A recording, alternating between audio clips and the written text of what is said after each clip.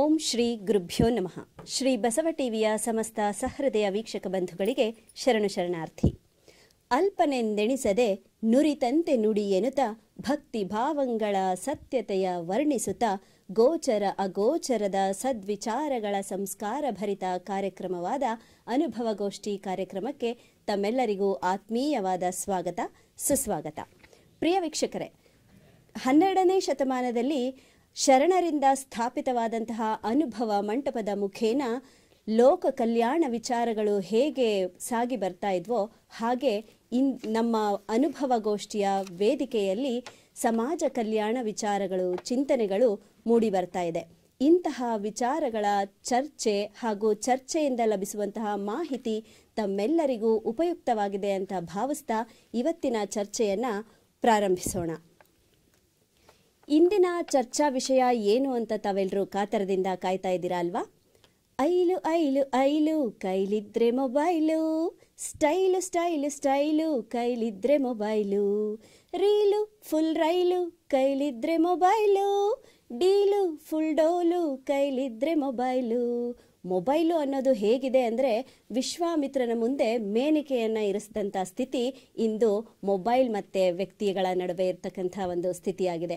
ಇಂತಹ ಮೊಬೈಲ್ ಬಳಕೆ ಮಕ್ಕಳಿಗೆ ಒಂದು ವರದಾನ ಆಗಿದೆಯಾ ಅಥವಾ ಶಾಪ ಆಗಿದೆಯಾ ಅನ್ನೋ ಒಂದು ವಿಚಾರವನ್ನು ಇವತ್ತಿನ ನಮ್ಮ ಅನುಭವಗೋಷ್ಠಿ ವೇದಿಕೆಯಲ್ಲಿ ಚರ್ಚೆ ಮಾಡ್ತಾ ಇದ್ದೀವಿ. ಆಬಾಲ ವೃದ್ಧರಾದಿಯಾಗಿಯೂ ಬಳಕೆ ಮಾಡ್ತಾ ಇರುವಂಥ ಏಕೈಕ ವಸ್ತು ಅಂದರೆ ಮೊಬೈಲ್. ಹುಟ್ಟಿದ ಮಗುವಿಗೂ ಕೂಡ ಲಾಲಿ ಹಾಡಿ ಮಲಗಿಸೋ ಅಂಥ ಒಂದು ಕೆಲಸವನ್ನು ಮಾಡ್ತಾ ಇರೋದು ಮೊಬೈಲ್. ಹಾಗೆ ವೃದ್ಧರ ಕೈಯಲ್ಲೂ ಸಮಯ ಕಳೆಯೋದಕ್ಕಾಗಿ ಇರೋವಂಥ ಒಂದು ವಸ್ತು ಮೊಬೈಲ್. ಹೀಗೆ ಆಬಾಲ ವೃದ್ಧರಾದಿಯಾಗಿ ಬಳಕೆ ಮಾಡ್ತಾ ಇರೋವಂಥ ಏಕೈಕ ವಸ್ತು ಮೊಬೈಲ್ ಆಗಿರೋದ್ರಿಂದ ಈ ಮೊಬೈಲ್ನ ಉಪಯೋಗ ಪ್ರಸ್ತುತತೆಯಲ್ಲಿ ಮಕ್ಕಳಿಗೆ ವರದಾನವಾಗಿ ಮಾರ್ಪಾಟಾಗಿದೆಯಾ ಅಥವಾ ಶಾಪವಾಗಿ ಪರಿಣಮಿಸಿದೆಯಾ ಅನ್ನುವಂಥ ವಿಚಾರವನ್ನು ಇಂದು ನಮ್ಮ ವೇದಿಕೆಯಲ್ಲಿ ಚರ್ಚೆ ಮಾಡ್ತಾ ಇದ್ದೀವಿ.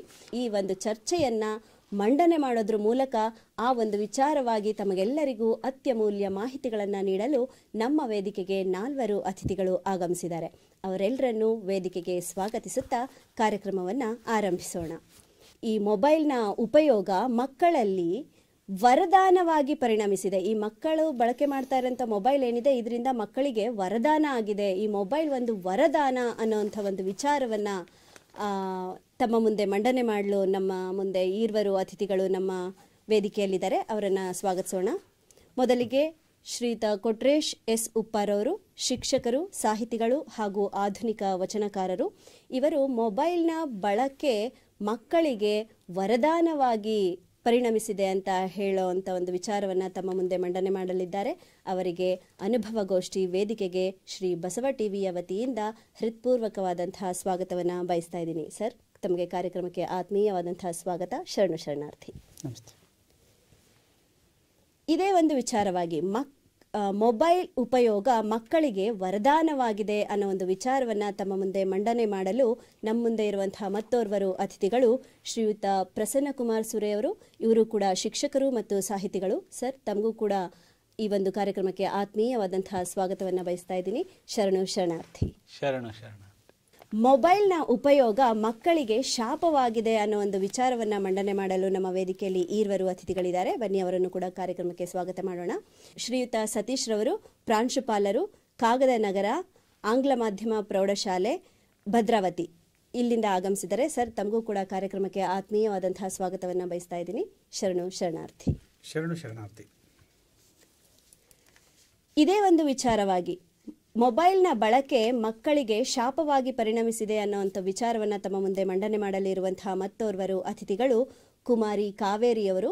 ಇವರು ಶಿವಮೊಗ್ಗ ಯೂನಿವರ್ಸಿಟಿಯಲ್ಲಿ ಪತ್ರಿಕೋದ್ಯಮಿ ವಿದ್ಯಾರ್ಥಿಯಾಗಿ ವ್ಯಾಸಂಗ ಮಾಡ್ತಾ ಇದ್ದಾರೆ. ಅವ್ರಿಗೂ ಕೂಡ ಕಾರ್ಯಕ್ರಮಕ್ಕೆ ಆತ್ಮೀಯವಾದಂತಹ ಸ್ವಾಗತವನ್ನು ಬಯಸ್ತಾ ಇದ್ದೀನಿ. ಮೇಡಮ್, ತಮಗೂ ಕೂಡ ಕಾರ್ಯಕ್ರಮಕ್ಕೆ ಸ್ವಾಗತ. ಶರಣು ಶರಣಾರ್ಥಿ. ಶರಣು ಶರಣಾರ್ಥಿ.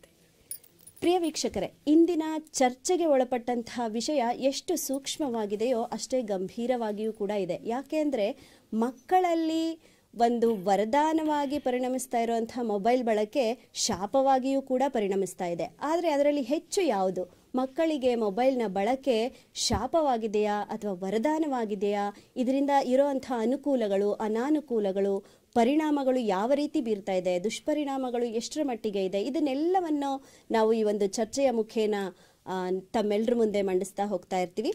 ಈಗ ಕಾರ್ಯಕ್ರಮದ ಮೊದಲ ಭಾಗವಾಗಿ ನಾನು ಶ್ರೀಯುತ ಕೊಟ್ರೇಶ್ ಉಪ್ಪಾರ್ ಸರ್ ಅವರನ್ನು ಮಾತಾಡಿಸ್ತಾ ಇದ್ದೀನಿ. ಸರ್, ಇಂದಿನ ಒಂದು ಪ್ರಸ್ತುತ ಸಮಾಜದಲ್ಲಿ ಅಥವಾ ಶೈಕ್ಷಣಿಕ ವ್ಯವಸ್ಥೆಯಲ್ಲಿ ಮಕ್ಕಳಿಗೆ ಅತಿ ಹೆಚ್ಚಾಗಿ ಮೊಬೈಲ್ನ ಮೂಲಕವೇ ಶಿಕ್ಷಣವನ್ನು ಕೊಡ್ತಾ ಇದ್ದೀವಿ. ಮನರಂಜನೆ ಇರ್ಬೋದು ಅಥವಾ ಶಿಕ್ಷಣ ಇರ್ಬೋದು ಅಥವಾ ಕಾಲ ಕಳೆಯೋದಕ್ಕೋಸ್ಕರ ಕೂಡ ನಾವು ಮೊಬೈಲ್ನ ಬಳಕೆ ಮಾಡ್ತಾ ಇದ್ದೀವಿ. ಅದರಲ್ಲೂ ಮಕ್ಕಳು ಯಥೇಚ್ಛವಾಗಿ ಮೊಬೈಲ್ ಬಳಕೆಗೆ ಅಡಿಕ್ಟ್ ಆಗಿಬಿಟ್ಟಿದ್ದಾರೆ. ಈ ಒಂದು ಸಂದರ್ಭದಲ್ಲಿ ಈ ಮೊಬೈಲ್ನ ಬಳಕೆ ಮಕ್ಕಳಿಗೆ ಯಾವ ರೀತಿ ವರದಾನ ಆಗಿದೆ ಅಂತ ತಾವು ತಮ್ಮ ವಿಚಾರವನ್ನು ಮಂಡನೆ ಮಾಡ್ತಾ ಇದ್ದೀರಾ? ಬಸವ ಟಿವಿಯ ಸಮಸ್ತ ವೀಕ್ಷಕ ಬಂಧುಗಳಿಗೆ ಶರಣಾರ್ಥಿ. ಅಧ್ಯಕ್ಷರು ಹೇಳಿದಂಗೆ ಇದೊಂದು ಸೂಕ್ಷ್ಮ ಹಾಗೂ ಗಂಭೀರವಾದಂಥ ವಿಷಯ. ಗಂಭೀರತೆ ಯಾವಾಗ ಬರುತ್ತೆ ಅಂದರೆ ಅದರ ಉಪಯೋಗದ ಒಂದು ಗಾಢವಾಗಿ ನಾವು ಆಳಕ್ಕೆ ಇಳಿದಾಗ ಬರುತ್ತೆ. ನಾವು ಆದಿಕಾಲದಲ್ಲಿ ಅಥವಾ ಪುರಾಣಗಳಲ್ಲಿ ನೋಡಿದಾಗ ನಾರದ ಅಂತ ಒಬ್ಬ ವ್ಯಕ್ತಿ ಇದ್ದರು. ತ್ರಿಲೋಕ ಸಂಚಾರಿ ಅಂತ ನಾವು ಕರಿತಾ ಇದ್ವಿ. ದೇವಲೋಕ, ಮರ್ತ್ಯಲೋಕ, ಏನು ಎಲ್ಲೆಲ್ಲ ಲೋಕಗಳಿದ್ವು ಎಲ್ಲದಕ್ಕೂ ಒಂದು ಸಂದೇಶವಾಹಕನಾಗಿ ಕೆಲಸವನ್ನು ಮಾಡ್ತಾ ಇದ್ದ. ಅದಕ್ಕೆ ಪೂರಕವಾದಂಥ ಒಂದು ಅಂಶ ಅಂತಂದರೆ ಇವತ್ತು ಆ ಸ್ಥಾನವನ್ನು ಮೊಬೈಲ್ ಮಾಡ್ತದೆ. ನಾವು ಅದು ಕಲ್ಪನೆಯಲ್ಲಿ ಕಾಣ್ತಾ ಇದ್ವಿ. ನಾವು ನಾರದ ದೇವಲೋಕದಿಂದ ಅಲ್ಲಿ ಬಂದ, ಇಂದ್ರಲೋಕಕ್ಕೆ ಬಂದ, ಅಥವಾ ಸ್ವರ್ಗಕ್ಕೆ ಹೋದ, ನರಕಕ್ಕೆ ಹೋದ, ಪಾತಾಳಕ್ಕೆ ಹೋದ ಅಂತ. ಅದಕ್ಕಾಗಿ ಜಂಗಮವಾಣಿ, ಅದಕ್ಕೆ ನಾನು ಈಗ ಅಲ್ಲಿಗೆ ಬರ್ತಾ ಇದ್ದೇನೆ. ಸಂಚಾರವಾಣಿ ಅಥವಾ ಜಂಗಮವಾಣಿ ಅಂತ ಮೊಬೈಲನ್ನು ನಾವು ಕರಿತೀವಿ. ಈ ನಾವು ಜಗತ್ತಲ್ಲಿ ಆವಿಷ್ಕಾರ ಮಾಡಿದಂತಹ ಪರಿಕರಗಳಲ್ಲಿ ಎಲ್ಲವೂ ಸಹ ಸದುದ್ದೇಶದಿಂದನೇ ಆವಿಷ್ಕಾರ ಆಗ್ತಕ್ಕಂಥದ್ದು. ಪ್ರತಿಯೊಂದು ವಸ್ತು ನಾವು ನೋಡ್ತಕ್ಕಂಥ ಎಲ್ಲ ವಸ್ತುವನ್ನು ನಾವು ಒಳ್ಳೆ ದೃಷ್ಟಿಯಿಂದ ನೋಡಿದಾಗ ಒಳ್ಳೆತನ ಕಾಣುತ್ತೆ, ನಾವು ಕೆಟ್ಟ ದೃಷ್ಟಿಯಿಂದ ನೋಡಿದಾಗ ಅದರಲ್ಲಿ ಕೆಟ್ಟತನ ಕಾಣುತ್ತೆ. ನಮ್ಮ ಮನಸ್ಸು ಯಾವ ರೀತಿ ಇರುತ್ತೋ ಆ ರೀತಿ ಆ ವಸ್ತುಗಳು, ಆ ಒಂದು ವಲಯ ನಮಗೆ ಕಾಣ್ತಾ ಹೋಗುತ್ತೆ. ಈ ದಿಸೆಯಲ್ಲಿ ಮೊಬೈಲು ಒಂದು ಬಹಳ, ನೀವು ಹೇಳಿದ್ರಿ, ಅಬಾಲ ವೃದ್ಧರಿಂದ ಹಿಡಿದು ಎಲ್ಲರ ಈಗ ಮೊಬೈಲನ್ನು ಬಳಸ್ತಾ ಇದ್ದೀವಿ. ಒಂದು ಟೈಮ್ ಪಾಸ್ ಆಗಿರ್ಬೋದು, ಮನೋರಂಜನೆ ಆಗಿರ್ಬೋದು, ಶಿಕ್ಷಣ ಆಗಿರ್ಬೋದು, ಪ್ರತಿಯೊಂದು ಕಲಿಕಾ ಹಂತ ದೈನಂದಿನ ಒಂದು ಜೀವನದಲ್ಲಿ ಮೊಬೈಲ್ ಹಾಸುವಕ್ಕಾಗಿದೆ. ರಾತ್ರಿ ಮಲಗಿದ್ರೂ ಸಹ ದಿಂಬಿಗಟ್ಕೊಂಡೆ ಮಲಗ್ತಕ್ಕಂಥದ್ದು. ಎದ್ದೇಳನೆ ಅಂದರೆ ಮೊಬೈಲ್ ಎಬ್ಸುತ್ತೀಗ. ಓದುವವು ಫಸ್ಟಿಗೆಲ್ಲ ಅಲಾರಾಮ್ ಇಟ್ಕೊಂತ ಇದ್ರು, ಅಲಾರಾಮ್ ಇಟ್ಕೊಂಡ್ಬಿಟ್ಟು ಅದು 4 ಗಂಟೆಗೆ 5 ಗಂಟೆಗೆ ಟ್ರೆಂಡ್ ಈ ಮೊಬೈಲ್ಗಳು ಆ ಕೆಲಸವನ್ನು ಮಾಡ್ತಾ ಇದ್ದಾವೆ. ಇವತ್ತು ನೋಡಿ, ಮೊಬೈಲ್ ಬಂದಾದ್ಮೇಲೆ ವಾಚ್ ಕಟ್ತಾ ಇಲ್ಲ, ಕೈಗಡಿಯಾರ ಕಟ್ತಾ ಇದ್ವಿ, ಅದನ್ನು ಸಹ ಮೊಬೈಲೇ ಮಾಡ್ತಾ ಇದೆ. ಬಹು ಉಪಯೋಗಿ ಮೊಬೈಲ್. ನಾನು ಹೇಳೋದೇ ಬರೋ 1-2 ಉದಾಹರಣೆ ಕೊಟ್ಟೆ ಅಷ್ಟೇ. ಅದರಲ್ಲೂ ಮಕ್ಕಳಿಗೆ ಯಾವ ರೀತಿ ವರ ಅಂತ ನಾವು ವರ ಅಂತ ಭಾವಿಸಿ ಆ ಒಂದು ಪಾಸಿಟಿವಿಟಿ ಬಗ್ಗೆ, ಸಕಾರಾತ್ಮಕವಾದಂಥ ಆಲೋಚನೆಗಳಲ್ಲಿ ಧನಾತ್ಮಕ ಅಂಶಗಳನ್ನು ಕ್ರೋಢೀಕರಿಸುವುದಾದರೆ ಈ ಕಲಿಕೆಯಲ್ಲಿ ಮೊಬೈಲ್ ಬಹಳ ಮಹತ್ವ. ಅದರಲ್ಲೂ ಕೋವಿಡ್ ಅಂತ ಒಂದು ಏನಂತೀವಿ, ಒಂದು ಭೀಕರ ಒಂದು ಸಂದರ್ಭದಲ್ಲಿ ಇಡೀ ಒಂದು ದೇಶ ಅಲ್ಲ, ಇಡೀ ಒಂದು ಪ್ರಪಂಚನೇ, ಎಲ್ಲ ದೇಶಗಳು ಸಹ ತತ್ತರಿಸಿ ಹೋದ್ವು. ಆ ಸಂದರ್ಭದಲ್ಲಿ ಎಲ್ಲ ಶಾಲಾ ಕಾಲೇಜುಗಳು ಸಹ ಬಾಗಿಲಾಕೊಂಡು ಯಾರು ಹೊರಗಡೆ ಹೋಗದೆ ಇರ್ತಕ್ಕಂಥ ಒಂದು ಪರಿಸ್ಥಿತಿ ಬಂತು. ಆವತ್ತು ಒಂದು ಶಿಕ್ಷಣವನ್ನು ನಾವು ಮುಂದುವರಿಸಬೇಕಾಗಿತ್ತು. ಬಹುಶಃ ಮೊಬೈಲ್ ಬಳಕೆ ಮಾಡಿದ್ದೇ ಒಂದು ಆ ಕಾಲಘಟ್ಟದಲ್ಲಿ ಮಕ್ಕಳು ಅಲ್ಲಿವರೆಗೆ ಕಡಿಮೆ ರೇಷಿಯೋ ನೋಡಿದ್ರೆ ಬಹಳ ಕಡಿಮೆ ಮಟ್ಟದಲ್ಲಿ ಮೊಬೈಲನ್ನು ಬಳಸ್ತಾ ಇದ್ರು. ಯಾಕೆ ಮೊಬೈಲ್ ಬಳಕೆ ಬಂತು? ಆನ್ಲೈನ್ ಶಿಕ್ಷಣ ಬಂತು. ಅವು ಅದರಲ್ಲಿ ನೆಗೆಟಿವ್ಸನ್ನು ನೋಡೋಕೆ ಹೋದ್ರೆ ನೆಗೆಟಿವ್ಸ್ ಎಲ್ಲದರಲ್ಲಿ ನಮ್ಮ ಮುಂದಿನ ಹಂತದಲ್ಲಿ ಅವ್ರು ಏನು ಹೇಳ್ತಾರೆ ಅದ್ರ ಮೇಲೆ ನೆಕ್ಸ್ಟ್ ಹಂತದಲ್ಲಿ ನಾವು ಮಾತಾಡ್ತೀವಿ. ನಮ್ಮ ಪಾಸಿಟಿವಿಟಿ ಬಗ್ಗೆ ಮಾತಾಡ್ತಾ ಇದ್ದೇನೆ. ಪಾಸಿಟಿವಿಟಿ ಬಗ್ಗೆ ಈ ಒಂದು ಪಠ್ಯಾಂಶ ಇರುತ್ತೆ ಒಂದು ನಮ್ಮ ಪಠ್ಯಪುಸ್ತಕದಲ್ಲಿ. ಅದರ ಈಗ ಕಲಿಕಾ ಚೇತರಿಕೆ ಅಂತ ಒಂದು ಹೊಸ ಆಯಾಮ ಬಂದಿದೆ ಶಿಕ್ಷಣ ಪದ್ಧತಿ. ಬಹುಶಃ ಇದು ಖಾಸಗಿ ಶಾಲೆಯಲ್ಲಿ ಬಂದಿತ್ತೆಲ್ಲ ಗೊತ್ತಿಲ್ಲ, ಸರ್ಕಾರಿ ಶಾಲೆಯಲ್ಲಿ ಬಂದಿದೆ. ಪಾಠ ಅಷ್ಟೇ ಅಲ್ಲ ಅಲ್ಲಿ ಕೊಟ್ಟಿರೋದು. ಪಾಠ ಒಂದು ಕತೆ ಇತ್ತು ಅಂತಂದ್ರೆ ಇಲ್ಲಿ ಒಂದು 8ರಿಂದ 10 ನಮ್ಮ 4 ಲೈನ್ ಕೊಟ್ಟಿರ್ತಾನೆ. ಕತೆ ಮಗು ಮುಂದುವರಿಸಬೇಕು. ಅಥವಾ ಒಂದು ಅಶೋಕನ ಬಗ್ಗೆ ಒಂದು ಸಣ್ಣ ಮಾಹಿತಿ ನಮ್ಮ ಪಾಠದಲ್ಲಿ ಇರುತ್ತೆ. ಬೃಹತ್ತಾಗಿ ಪ್ರಶ್ನೆಯನ್ನು ಇಲ್ಲಿ ಕೇಳಿರ್ತಾರೆ. ಅಂದ್ರೆ ಪೂರಕವಾದ ಅಂಶಗಳನ್ನ ಮಗು ಕಲೆ ಹಾಕಬೇಕಾಗುತ್ತೆ. ಈ ಸಂದರ್ಭದಲ್ಲಿ ಅಲ್ಲಿ ಶಿಕ್ಷಕ ಆ ಒಂದು ಪಠ್ಯವನ್ನ ಅಷ್ಟಕ್ಕೆ ಸೀಮಿತ ಆದಂತ ಒಂದು ಸಂದರ್ಭದಲ್ಲಿ ಮಗುವಿಗೆ ಸಹಾಯಕ್ಕೆ ಬರ್ತಕ್ಕಂಥದ್ದು ಮೊಬೈಲು. ಅದೇ ಅಶೋಕ ಪಾಠವನ್ನು ಮಾಡಿದ್ರೆ ಅಶೋಕನ ಪೂರ್ಣ ಚರಿತ್ರೆನೇ ಬರುತ್ತೆ. ಅಲ್ಲಿ ಓದಲಿಕ್ಕೆ ಅನುಕೂಲ ಆಗುತ್ತೆ ಆ ಮಗುಗೆ. ಬರೀ ಒಂದೇ ಅಲ್ಲ, ಅದು ಒಂದು ಜ್ಞಾನ ವಿಕಾಸ ಕೇಂದ್ರ ಆಗಿಬಿಟ್ಟಿದೆ ಮೊಬೈಲ್. ಅಂಗೈಯಲ್ಲಿ ಇಡೀ ಜಗತ್ತನ್ನು ನಾವು ಕಾಣ್ತೀವಿ. ಮೊಬೈಲಲ್ಲಿ ಏನಿಲ್ಲ, ಎಲ್ಲದೂ ಇದೆ. ಇವತ್ತು ನಮ್ಮ ಎದುರಾಳಿಗಳು ಬಹುಶಃ ಅವರು ಸಿದ್ಧರಾಗಿ ಬಂದಿರೋದು ಇದೇ ಮೊಬೈಲು, ಗೂಗಲನ್ನು ನೋಡಿಬಿಟ್ಟು ಕೆಲವೊಂದು ಅಂಶಗಳನ್ನು ಅವರು ಸಂಗ್ರಹಿಸ್ಕೊಂಡ್ಬಿಟ್ಟು. ಹಂಗಾಗಿ ಮೊಬೈಲು ನೀವು ಹೇಳಿದ್ರಿ ಚಿಕ್ಕರಿಂದ ಹಿಡಿದು ದೊಡ್ಡರವರೆಗೂ ಸಹಕಾರಿ ಆಗುತ್ತೆ. ಅದರಲ್ಲಿ ಮಕ್ಕಳಲ್ಲಿ ಈ ಪ್ರಾಜೆಕ್ಟ್ ವರ್ಕ್, ಹೊಸ ಹೊಸ ಸ್ಕಿಲ್ಗಳನ್ನ ಕಲಿಸ್ಲಿಕ್ಕೆ, ಮತ್ತು ಆ್ಯಪ್ಗಳು ಬಂದಿದ್ದಾವಲ್ಲ ಎಷ್ಟು, ಮತ್ತು ವಿಡಿಯೋ ಪಾಠಗಳು ಬರ್ತಾ ಇದ್ದಾವೆ. ಈಗ ನಾವು ನನ್ನ ಮೊಬೈಲನ್ನು ನಾನು ಸಹ ತರಗತಿ ಕೊಠಡಿಯಲ್ಲಿ ಬಳಸ್ತೀನಿ. ನಾನು ಈಗ ಕೀಟಹಾರಿ ಸಸ್ಯಗಳ ಪಾಠವನ್ನು ನಾನು ಎಷ್ಟೋ ವರ್ಷದಿಂದ ಮಾಡ್ತಾ ಬಂದು ಮೊಬೈಲ್ ಹಿಡ್ಕೊಂಡೆ ಮಾಡಿಸ್ತೀನಿ. ಫಸ್ಟಿಗೆಲ್ಲ ಅವುಗಳನ್ನ ನಾನು ಅರ್ಥೈಸ್ಲಿಕ್ಕೆ ಭಾಳ ಕಷ್ಟ ಆಗೋದು. ಕೀಟಹಾರಿ ಹೆಂಗೆ ಕೀಟಗಳನ್ನು ತಿಂತವೆ, ನೊಣದ ಬೋನು ಅಂದರೆ ಹೆಂಗಿರುತ್ತೆ, ಇವುಗಳನ್ನೆಲ್ಲ ನಾವು ಮೊಬೈಲಲ್ಲಿ ತೋರಿಸಿದಾಗ ಮಕ್ಕಳು ಆಶ್ಚರ್ಯ ಪಡ್ತಾ ಇದ್ದಾವೆ. ಯಾವ ರೀತಿ ಸಸ್ಯಗಳು ಕೀಟಗಳನ್ನು ತಿಂತಾ ಇದ್ದಾವೆ, ಪಕ್ಷಿಗಳನ್ನೇ ತಿಂತಾ ಇದ್ದಾವೆ ನೋಡಿ. ಇದೆಲ್ಲ ನಾವು ಮೊಬೈಲನ್ನು ಅದನ್ನು ಸದ್ಬಳಕೆ ಮಾಡ್ಕೋಬೇಕು. ಯಾವ ಹಂತದಲ್ಲಿ ನಾವು ಮೊಬೈಲ್ಗಳನ್ನು ಬಳಸ್ತೀವಿ, ಮಕ್ಕಳಿಗೆ ಯಾವ ಹಂತದಲ್ಲಿ ಬಳಸಲಿಕ್ಕೆ ಹೇಳ್ತೀವಿ. ಅಥವಾ ಒಂದು ರೈಮನ್ನು ನಾನು ಪಾಠ ಮಾಡ್ತೀನಿ ಅನ್ಕೊಳ್ಳಿ, ನಾನು ಒಂದು ಪದ್ಯವನ್ನು ಯಾವುದೇ ಭಾಷೆ ಇರ್ಬೋದು, ಕನ್ನಡ ಇರ್ಬೋದು, ಇಂಗ್ಲೀಷ್ ಇರ್ಬೋದು, ಹಿಂದಿ ಇರ್ಬೋದು, ನನಗೆ ಹಾಡ್ಲಿಕ್ಕೆ ಬರಲ್ಲ, ಜನ ಪಾಠ ಮಾಡಬಲ್ಲ, ಹಾಡ್ಲಿಕ್ಕೆ ಬರಲ್ಲ. ಅವಾಗ ನಾನು ಸರ್ಚ್ ಮಾಡ್ತೀನಿ, ಮೊಬೈಲನ್ನು ಸರ್ಚ್ ಮಾಡಿಬಿಟ್ಟು ನಮ್ಮ ಸ್ಕೂಲ್ದು ಒಂದು ಗ್ರೂಪ್ ಮಾಡ್ಕೊಂಡಿದ್ವಿ. ಆ ಗ್ರೂಪಿಗೆ ಆ ಸರ್ಚ್ ಮಾಡಿರೋ ಹಾಡನ್ನು ಹಾಕ್ತೀನಿ ನಾನು. ಮಕ್ಕಳೇ ಇದನ್ನು ನನಗೆ ಹಾಡಕ್ಕೆ ಬರಲ್ಲ, ಒಂದು ಗ್ರೂಪಿಗೆ ಹಾಕ್ತೀನಿ, ಅದನ್ನು ಕೇಳಿ ಮನೆಯಲ್ಲಿ ನೀವು ನಾಳಿಕೆ ಕಲ್ತ್ಕೊಂಡ್ ಬನ್ನಿ ಅಂತ ಇಷ್ಟೇ ಹೇಳಿರ್ತೀನಿ. ಮಕ್ಕಳು ಅದನ್ನು ಫಾಲೋ ಅಪ್ ಮಾಡಿ ಹಂಗೇನೆ ಆಡ್ಕೊಂಡು ಬರ್ತಾರೆ. ನನಗೂ ಆಡೋಕ್ಕಾಗಲ್ಲ, ನಾನು ಬರೀ ಗೈಡ್ ಮಾಡ್ತೀನಿ. ಅಲ್ಲಿ ಕೆಲಸ ಮಾಡಿದ್ದು ಯಾವುದು ಅಂತಂದರೆ ಮೊಬೈಲು. ಹಿಂಗೆ ಮೊಬೈಲು ಮಕ್ಕಳಿಗೆ ವರನೇ ಹೊರತು ಶಾಪ ಅಲ್ಲ. ಸದ್ಬಳಕೆ ಮಾಡುವ ನಿಟ್ಟಿನಲ್ಲಿ ನಾವು ಶಿಕ್ಷಕರಾಗಿರಲಿ, ಸಮಾಜ ಆಗಿರಲಿ, ಪೋಷಕರಾಗಿರಲಿ ಒಂದು ಮಾರ್ಗದರ್ಶನವನ್ನು ನೀಡಬೇಕು. ಅದು ಒಂದು ಒಳ್ಳೆಯ ಒಂದು ದಾರಿಲಿ ಹೋಗಬೇಕು. ಹೀಗಿದ್ದ ಮಾತ್ರ ಮೊಬೈಲು ಮಕ್ಕಳಿಗೆ ವರದಾನ ಅಂತ ನಾನು ಹೇಳಕ್ ಬಯಸ್ತೀನಿ. ಒಳ್ಳೆ ವಿಚಾರಗಳನ್ನು ಮಂಡನೆ ಮಾಡಿದ್ರಿ. ಅದರಲ್ಲೂ ಪ್ರಸ್ತುತತೆಯಲ್ಲಿ ಏನು ನಡೀತಾ ಇದೆ ಆ ಒಂದು ಸನ್ನಿವೇಶಕ್ಕೆ ಆ ಮೊಬೈಲ್ ಮಾರಕನೂ ಆಗಿದೆ, ಪೂರಕನೂ ಆಗಿದೆ. ಅಂಥದ್ರಲ್ಲಿ ವರದಾನ ಹೇಗಾಗುತ್ತೆ, ಆ ಬಳಕೆಯ ವಿಧಾನ ಹೇಗಿರಬೇಕು, ಬಳಕೆಯ ಸಂದರ್ಭ ಹೇಗಿರಬೇಕು, ಈ ಒಂದು ಮಾಹಿತಿಯನ್ನು ತುಂಬ ಸೊಗಸಾಗಿ ತಿಳಿಸ್ಕೊಟ್ರಿ. ಧನ್ಯವಾದಗಳು ಸರ್. ಕೊಟ್ರೇಶ್ ಸರ್ ಅವರ ಒಂದು ವಾದಕ್ಕೆ ಸತೀಶ್ ಸರ್ ಅವರು ಏನು ಹೇಳ್ತಾರೆ? ಮೊಬೈಲ್ ಯಾವ ರೀತಿಯಲ್ಲಿ ಶಾಪವಾಗಿದೆ ಅಂತ ಹೇಳ್ತೀರಾ ನೀವು? ಶ್ರೀ ಬಸವ ಟಿವಿಯ ಸಮಸ್ತ ವೀಕ್ಷಕರಿಗೆ ಶರಣಾರ್ಥಿ. ಇವತ್ತೊಂದು ಗಂಭೀರ ವಿಚಾರದ ಬಗ್ಗೆ ಚರ್ಚೆ ಮಾಡ್ತಾ ಇದ್ದೀವಿ. ಮೊಬೈಲ್ನ ಬಳಕೆ ಮಕ್ಕಳಿಗೆ ಉಪಯೋಗ ಆಗಿದೆಯೋ ಅಥವಾ ಶಾಪವಾಗಿದೆಯೋ, ಅಥವಾ ಅನುಕೂಲಕರವಾಗಿದೆಯೋ ಅಥವಾ ಶಾಪವಾಗಿದೆಯೋ ಅಂತ. ನಾನು ನನ್ನ ಮಿತ್ರೆ ಕಾವೇರಿ ಅವರು ಚರ್ಚೆ ಮಾಡೋಕ್ಕೆ ಕೂತ್ಕೊಂಡಿರೋದು ಇದು ಮೊಬೈಲ್ನ ಗೀಳು ಒಂದು ಶಾಪ ಅಂಥೇಳಿ. ಯಾಕೆ ಶಾಪ ಅಂತ ಹೇಳ್ತಾ ಇದ್ದೀನಿ ಅಂತಂದರೆ, ಇದು ಚರ್ಚೆ ಯಾವ ಮಟ್ಟಿನಲ್ಲಿ ನಮ್ಮ ಎದುರಾಳಿ ತಂಡದವರು ಅದನ್ನು ವರ ಅಂತ ಹೇಳ್ತಾ ಇದ್ದಾರೆ ಅಂತ ಗೊತ್ತಿಲ್ಲ. ಯಾಕೆಂದರೆ ವರ ಅಂತ ಹೇಳಿದ್ರೇ ಅದು ಹಾಸ್ಯಾಸ್ಪದ ವಿಚಾರ ಅನ್ನಿಸ್ತಾ ಇದೆ ನನಗೆ. ನಾನು ಹೆಚ್ಚಾಗಿ ಪಾಯಿಂಟ್ ಔಟ್ ಮಾಡ್ತಿರೋದು, ಮೊಬೈಲ್ ಇವತ್ತು ಏನಾದರೂ ಊಟ ಇಲ್ದಂಗೆ ಬದುಕ್ತಾರೆ, ಬೇರೆ ಏನಾದರೂ ಇಲ್ದಂಗೆ ಬದುಕೋ ಮಟ್ಟಿಗಿದ್ದಾರೆ ಮಕ್ಕಳು. ಇವತ್ತು ಮೊಬೈಲ್ ಇಲ್ಲ ಅಂತ ಅಂದರೆ ಏನೋ ಕಳ್ಕೊಂಡಂಗೆ ಆಡ್ತಾ ಇದ್ದಾರೆ ಇವತ್ತು. ಆ ಮಟ್ಟಿಗೆ ಮೊಬೈಲ್ನ ಗೀಳು ಅಂಟ್ಕೊಂಡ್ಬಿಟ್ಟಿದೆ ಮಕ್ಕಳಲ್ಲಿ. ಒಂದು ಕಾಲ ಆಯಿತು, ನಮ್ಮ ತಾಯಿ ನಮ್ಮನ್ನೆಲ್ಲ ಊಟ ಮಾಡಿಸ್ಬೇಕಾದ್ರೆ ಚಂದ್ರನನ್ನು ತೋರಿಸಿ, ಸೂರ್ಯನನ್ನು ತೋರಿಸ್ಬಿಟ್ಟು ಎದುರು ಮನೆ ಮುಂದೆ ಓಡಾಡ್ತಕ್ಕಂಥ ನಾಯಿ ಅಥವಾ ಕೋಳಿಗಳನ್ನು ತೋರಿಸ್ಬಿಟ್ಟು ಒಂದು ತುತ್ತು ತಿನ್ನಲ್ಲ ಅದಕ್ಕೆ ಹಾಕ್ತೀನಿ ಅಂತ ಹೇಳ್ಬಿಟ್ಟು, ಅಥವಾ ಬೇರೆ ಸೂರ್ಯ ಚಂದ್ರ ನೋಡು, ಚಂದ್ರಮಾಮ ನೋಡ್ತಾ ಇದ್ದಾನೆ ಅಂತ ಹೇಳ್ಬಿಟ್ಟು, ಆ ಥರದ್ದೆಲ್ಲ ಒಂದು ಉದಾಹರಣೆನ ಕೊಟ್ಟು ಕೈ ತುತ್ತು ಹಾಕಿರ್ತಕ್ಕಂಥ ಉದಾಹರಣೆ ನನಗಿದೆ.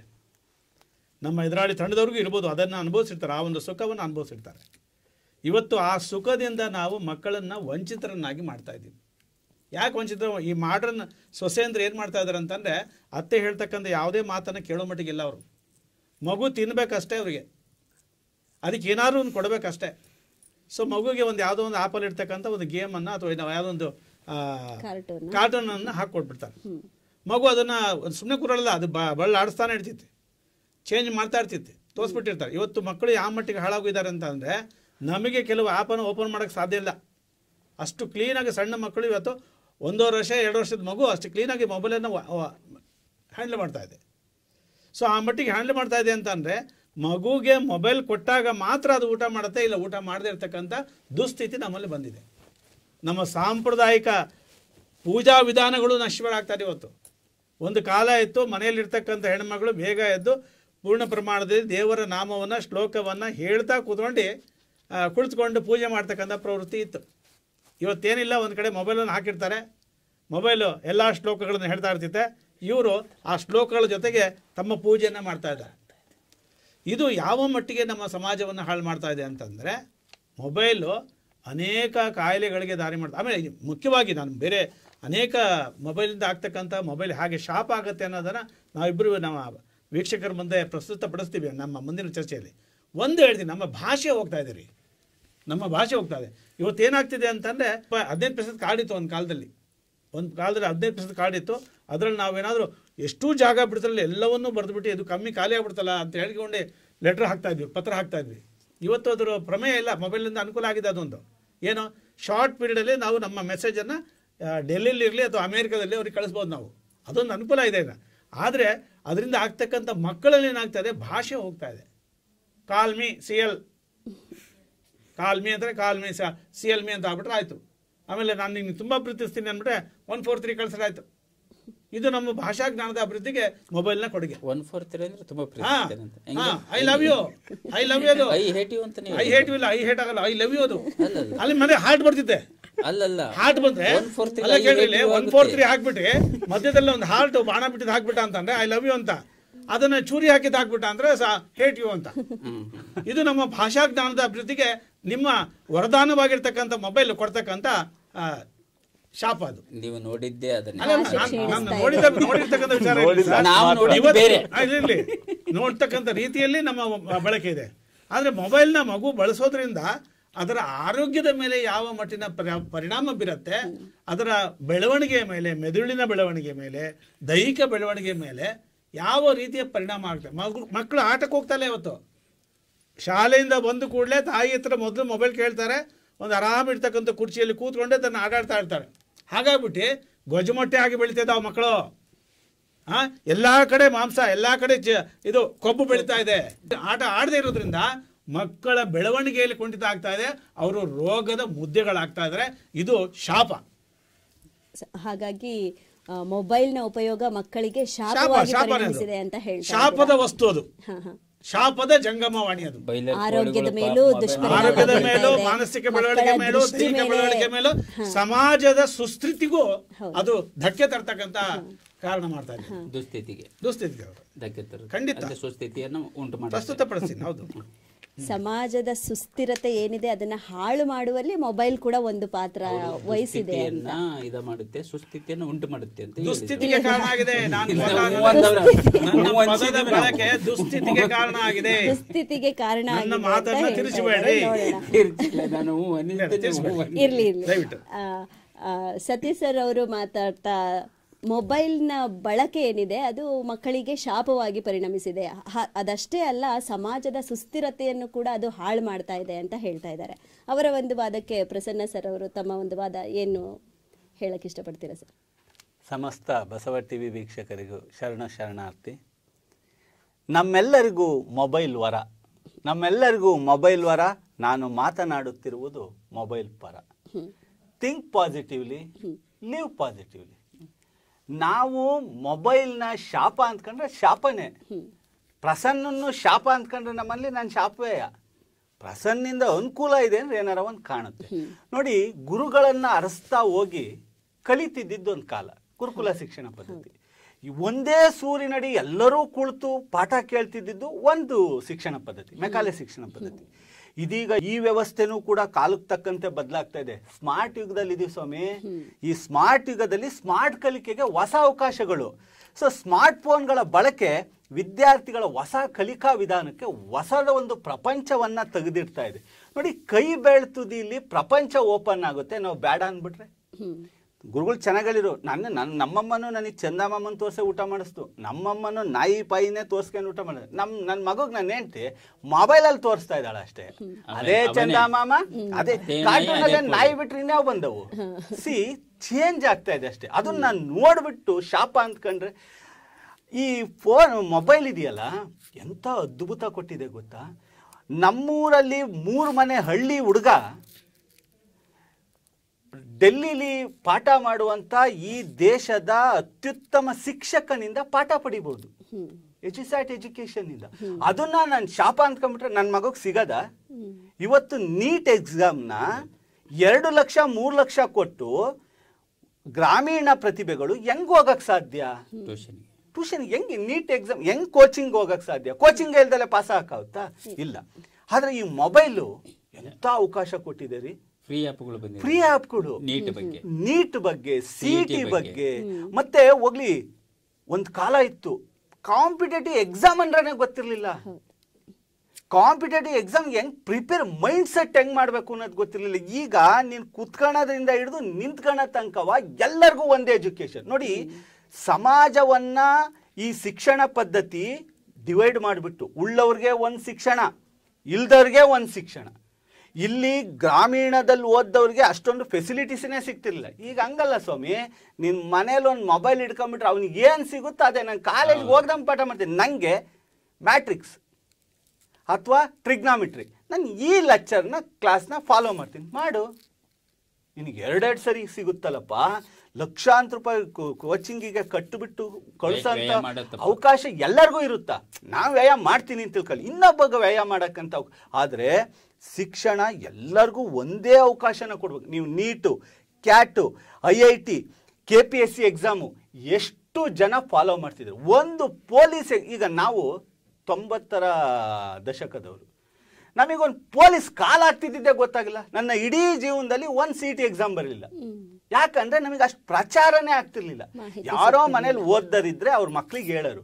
ಈಗ ಹಂಗಲ್ಲ, ನೀವು ಮೊಬೈಲ್ ಮುಟ್ಟು ಬಿಟ್ರೆ ಇನ್ನು ನೋಟಿಫಿಕೇಶನ್ ಹೊರಟಿರಲ್ಲ, ಟಕ ಟಕ ಟಕ ಬರ್ತಾ ಇರುತ್ತೆ. ಚರ್ಚೆ ಮಾಡ್ತಾ ಇದ್ರೆ ಇಲ್ಲಿ ಬಂದಿರುತ್ತೆ, ಇಲ್ಲಿ ಬಂದಿರುತ್ತೆ.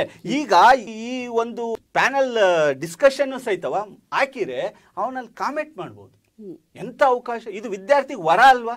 ಅಂದ್ರೆ ನಾವು ಏನ್ ಮಾಡ್ತಾ ಇದೀವಿ ಅಂದ್ರೆ, ವಿದ್ಯಾರ್ಥಿ ಶಾಪದ ಬಗ್ಗೆನೇ ಯೋಚನೆ ಮಾಡ್ತಿದ್ವಲ್ಲ, ನೀವು ವರದ ಬಗ್ಗೆ ಯೋಚನೆ. ಒಂದು ಪ್ರಾಜೆಕ್ಟ್ ವರ್ಕ್ ಕೊಟ್ರು, ಎಲ್ಲಿ 3 ಮನೆ ಹಳ್ಳಿಲಿ ಒಂದು ಕೊಟ್ರು, ಬೆಂಗಳೂರು ಟೌನಲ್ಲಿ ಒಂದು ಕೊಟ್ರು. ಬೆಂಗಳೂರು ಹುಡುಗಗೆ ಸಿಗುವಂತ ಎಲ್ಲಾ ಸೌಲಭ್ಯಗಳು ಆ ಪ್ರಾಜೆಕ್ಟ್ ಅಲ್ಲಿ ನಮ್ಮ ಹುಡುಗನು ತೆಗಿತಾನೆ. ಒಂದು ನೀವು ಭಗತ್ ಸಿಂಗ್ ಅಂತ ಒಂದು ಫೋಟೋ ತಗೊಂಬಾರಪ್ಪ ಅಂದ್ರೆ 10 ಫೋಟೋ ತರ್ತಾನೆ. ಭಗತ್ ಸಿಂಗ್ ಅಷ್ಟು ವಿಚಾರಧಾರೆಗಳನ್ನ ಟಕ ಟಕ ಟಕ ಬರ್ಕೊಂಬರ್ತಾನೆ. ಕಾರಣ ಏನು? ಮೊಬೈಲಲ್ಲಿ ಇದೆ ದತ್ತಾಂಶ ಸಂಗ್ರಹ.